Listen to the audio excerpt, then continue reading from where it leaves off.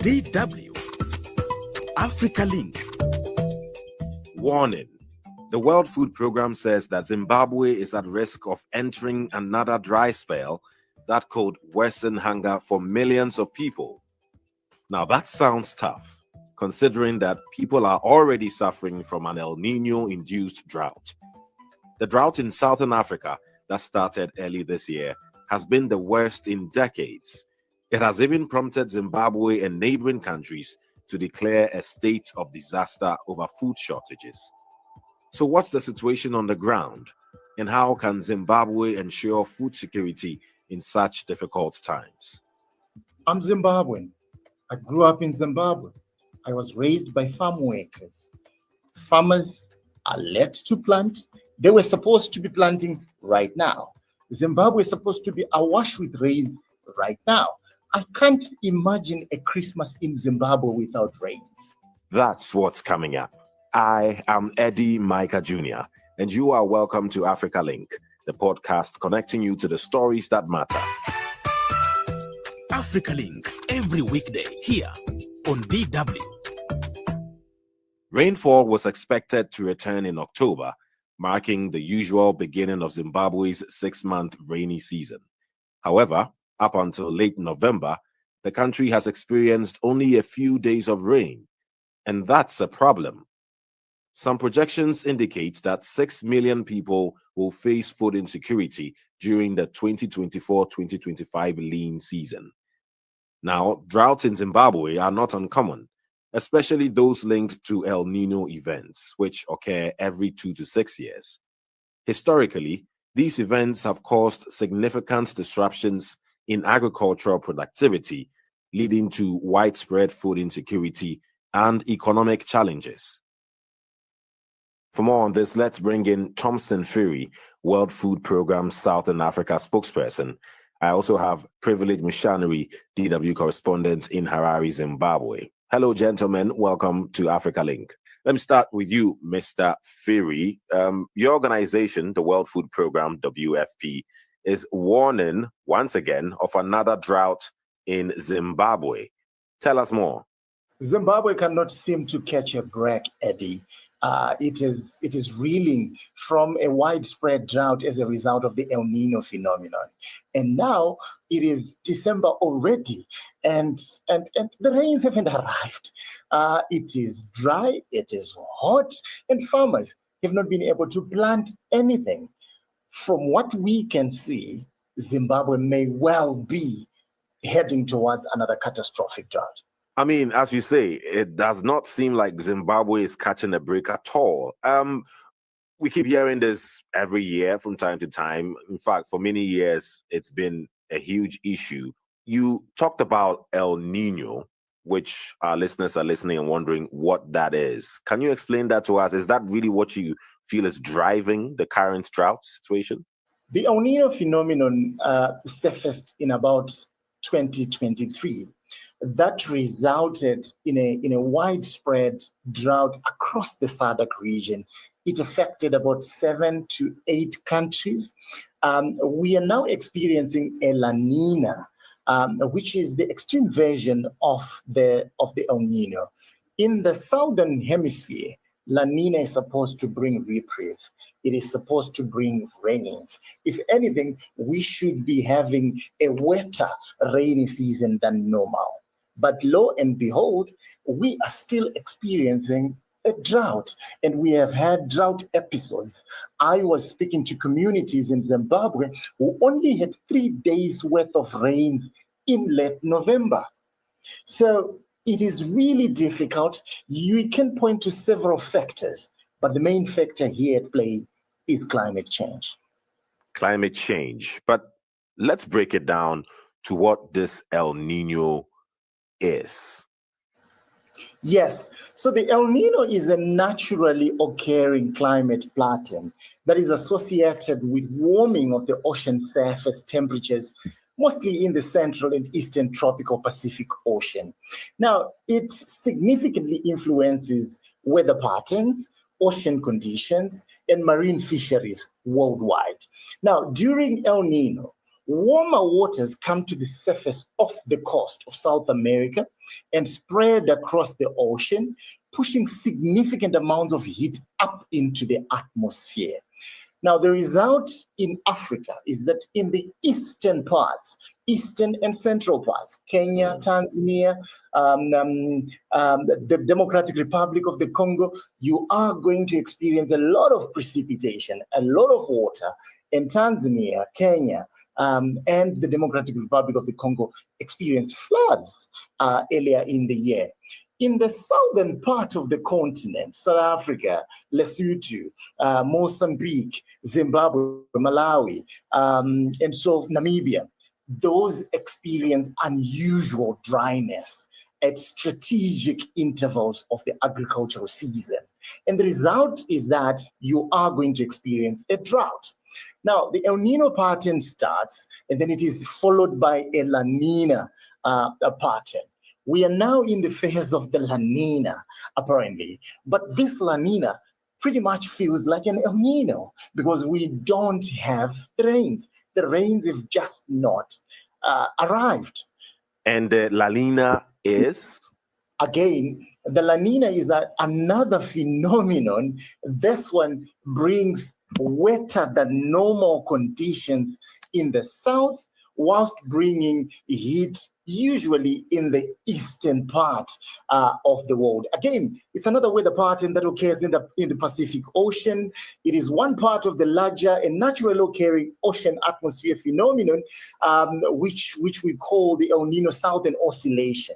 Now, in La Nina periods, the normal east to west winds become stronger, pushing warmer waters further west.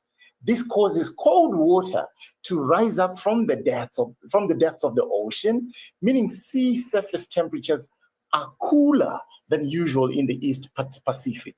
And this leads to more rainfall in continents like Australia, and can cause cyclones to form with more intensity. You would have heard that we are experiencing, again in this region, it is cyclone season, and we've just had a tropical cyclone Chido rip through islands of Mayotte, Mozambique, and now approaching Malawi as a tropical depression.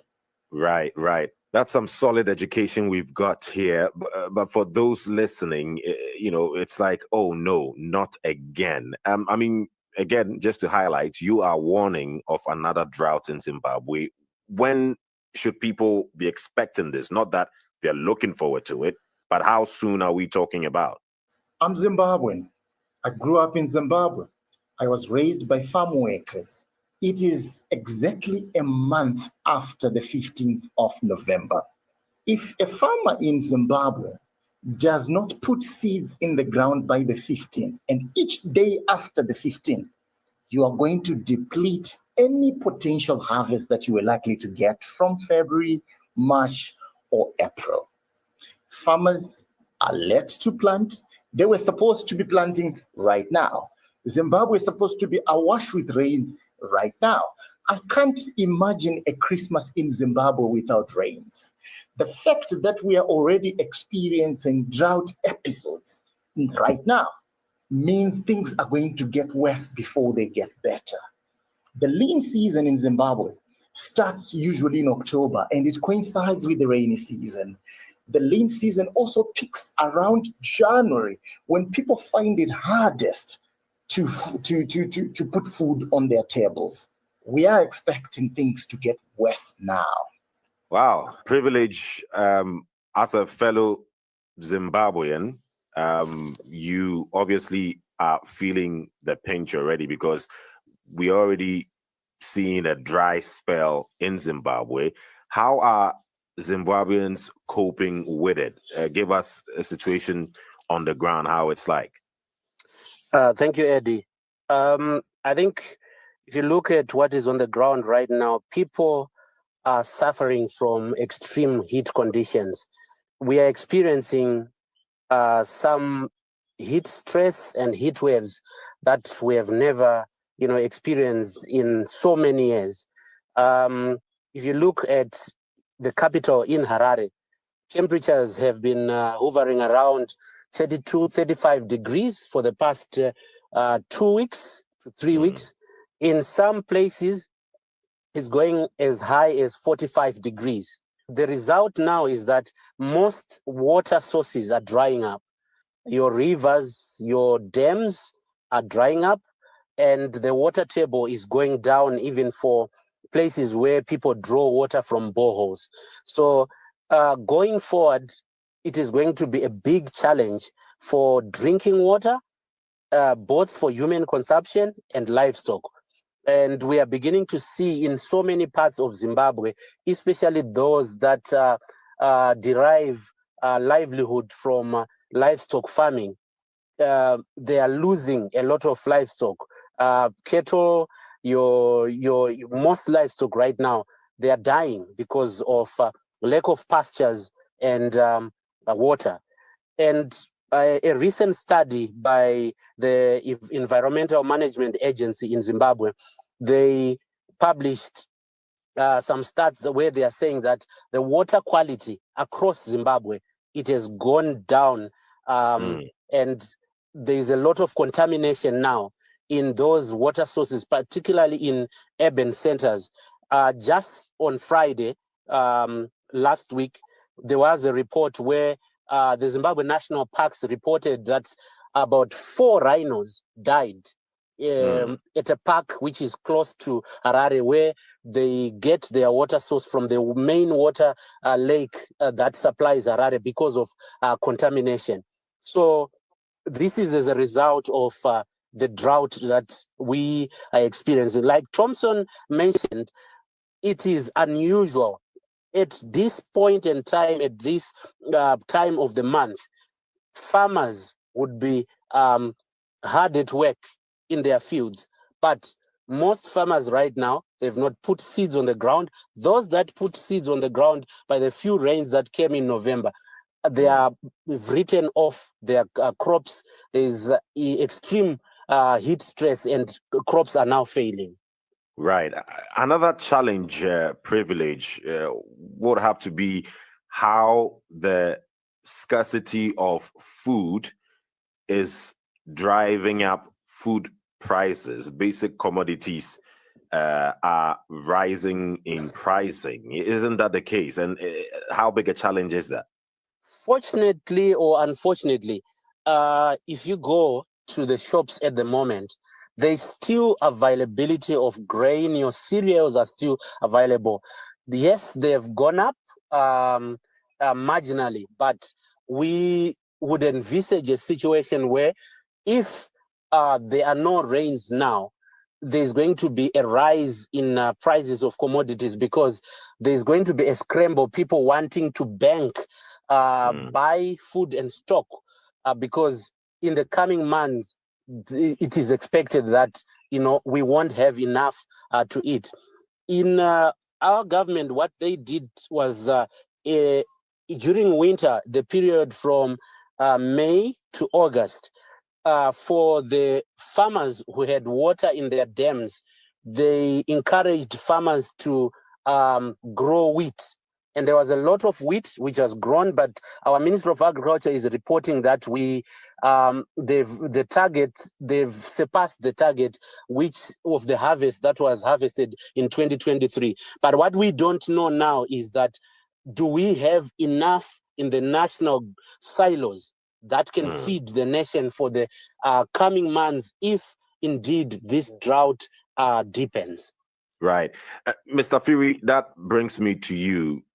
Drought in Southern Africa is not new. It happens quite often. Why aren't countries like Zimbabwe prepared? I think countries like Zimbabwe prepared. I've seen the growth of a new tradition in the region. This was unprecedented. It is extremely rare to have a regional drought. I think the last one that comes to memory was 2016.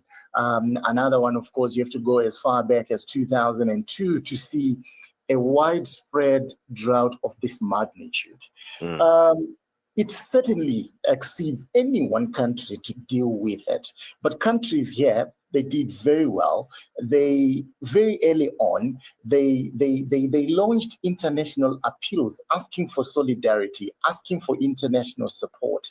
But what we've seen quite interestingly in this region as well is that in 6 of the 7 countries that have declared some kind of a disaster or some kind of an emergency, those countries also contributed to their own assistance schemes.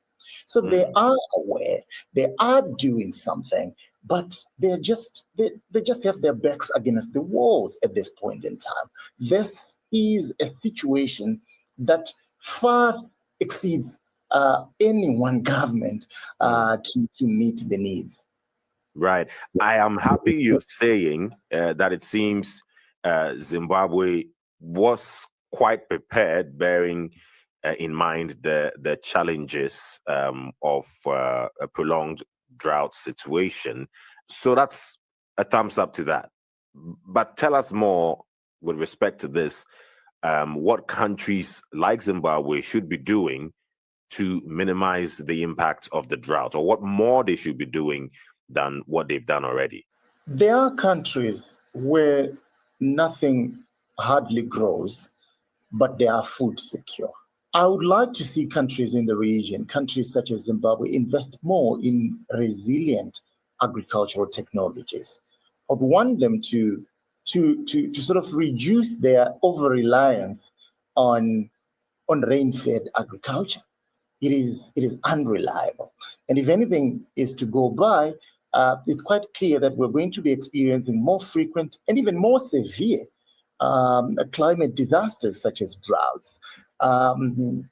We need to see greater investment in irrigation schemes to allow people to grow food, to allow people to be able to meet their food needs, regardless of the changing climate. We want to see this extended beyond the main food-producing countries in the region, such as South Africa, whose output also reduced as a result of the El-Nino-induced drought. They were able to sort of balance their food needs. I think that's one worthy and very easy investment that we know they can do. So the thing is, we know the tools, governments know the tools.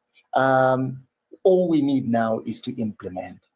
Right. Privilege, all that is needed is for it to be implemented. Do people in Zimbabwe, you've been speaking to a lot of them, do they feel that the government is doing enough to look out for them? Because these situations normally don't impact people in government. It's the ordinary people that suffer. I think it depends on the communities.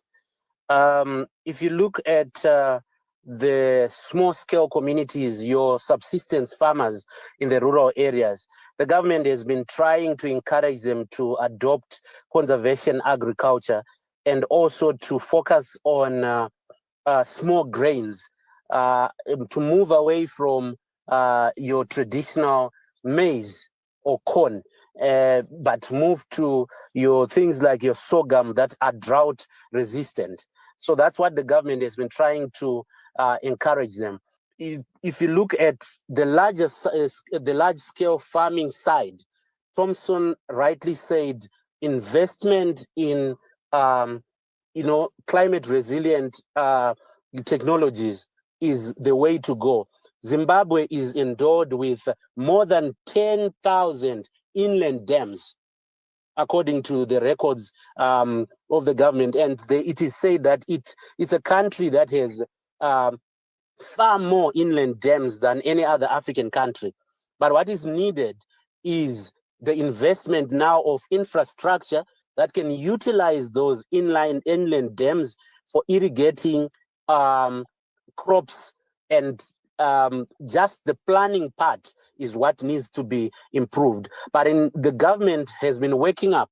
I must say, if you look at the Ministry of Agriculture in Zimbabwe, they are beginning to wake up to so many of these things to say, look, if we don't do this, we will sink. So I think the approach is that, yes, of course, there can be food handouts that can be given to communities, but communities also need to be taught to adopt, climate resilient technologies, so that some of them, they are very simple, especially if they are to adopt conservation agriculture methods, especially at small scale level, because it ensures that even if you are to experience a drought, you at least harvest little that you can put into your granary.